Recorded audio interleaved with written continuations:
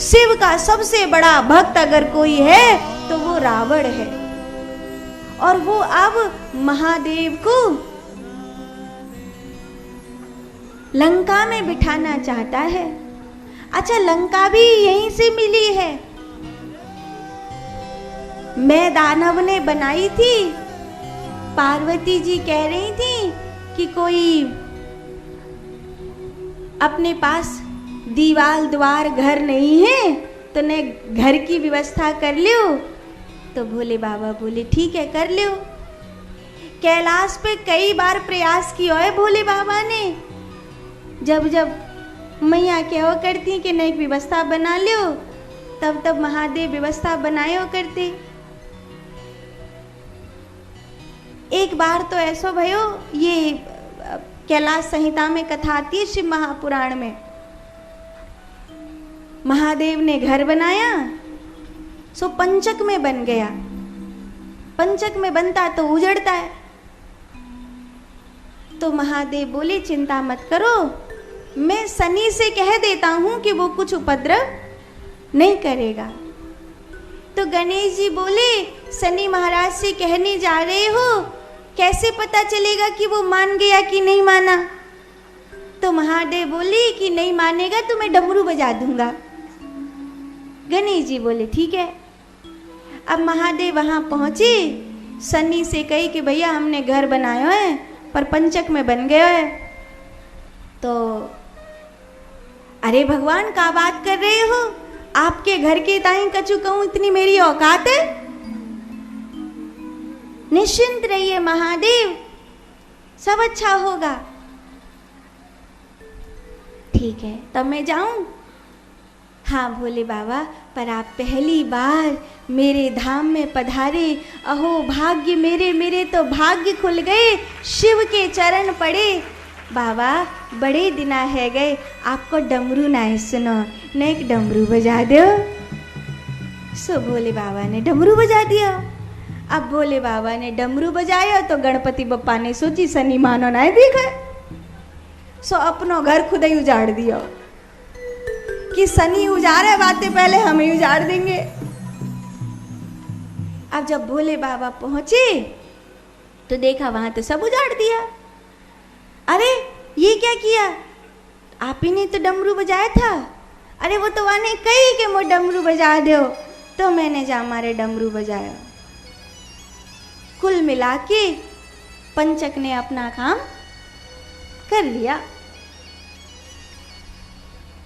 महादेव ने बड़ी सुंदर सोने की नगरी बनवाई। मुहूर्त हो रहा था, सोचा कि किसी विद्वान ब्राह्मण को बुलाएं, तो हमारा चेला ही है और उससे ज़्यादा विद्वान और कौन होगा, उसी को बुला लेते हैं। सो अपने चेला को ही बुला लिया। चेला ने ऐसा बढ़िया मुहूर्त किया, महादेव खुश होकर के बोले कि आप हमारे यहाँ आचार्य पद पर आए और बहुत सुंदर पूजा पाठ मुहूर्त किया, अब हम क्या दें आपको?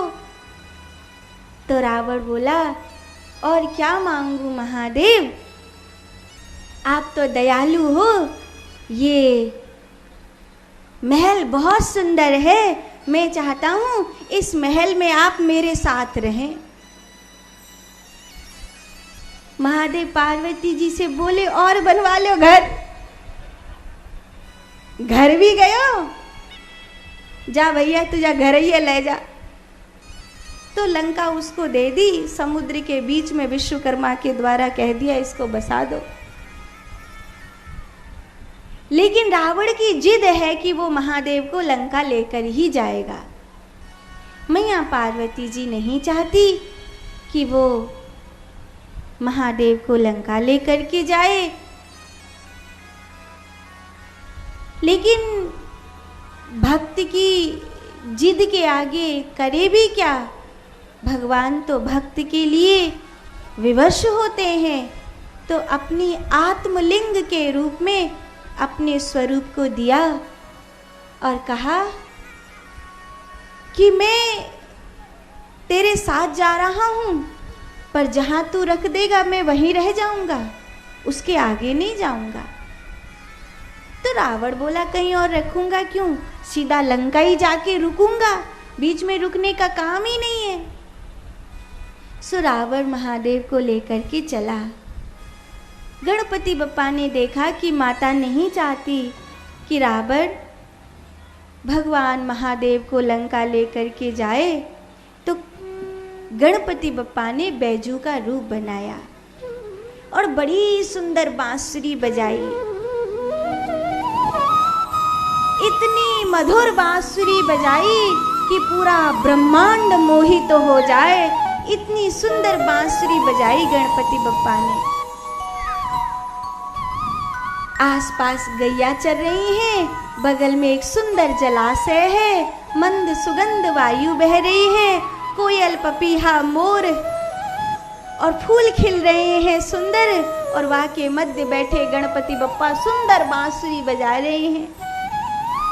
बैजू को इतना सुंदर रूप और इतनी मधुर बांसुरी। मित्र तुम कौन हो, बड़ी सुंदर बांसुरी बजाते हो।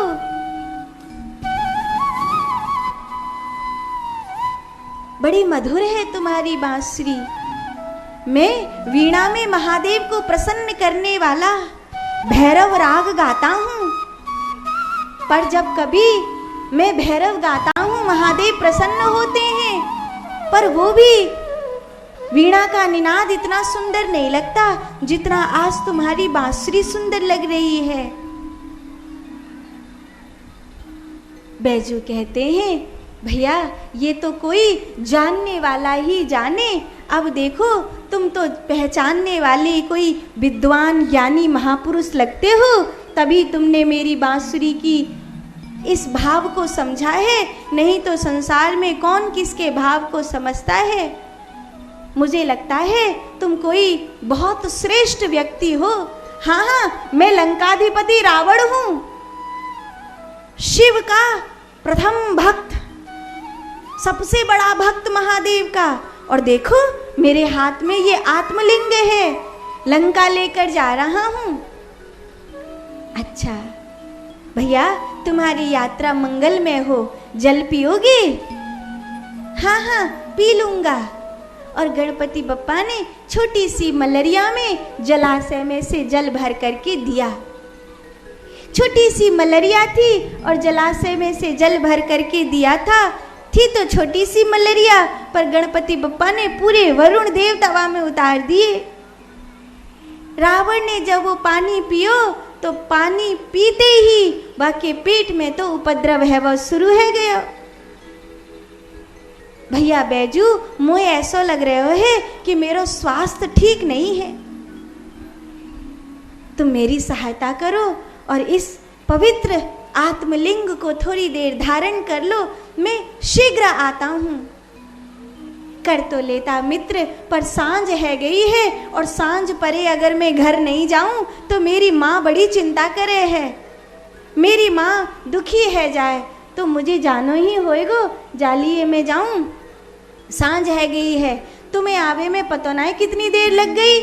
नहीं नहीं देर नहीं लगेगी, मैं अब हाल लौट के आऊं।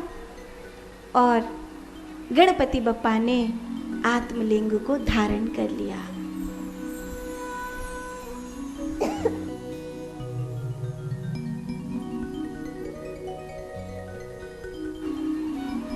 रावण कान में जनेऊ लपेटता भया गया। बहुत देर हो गई। मित्र तुम तो लगता है अपने भगवान मुझे देकर चले गए। भैया मैं बहुत देर यहां नहीं रुक सकता, मैं जा रहा हूं।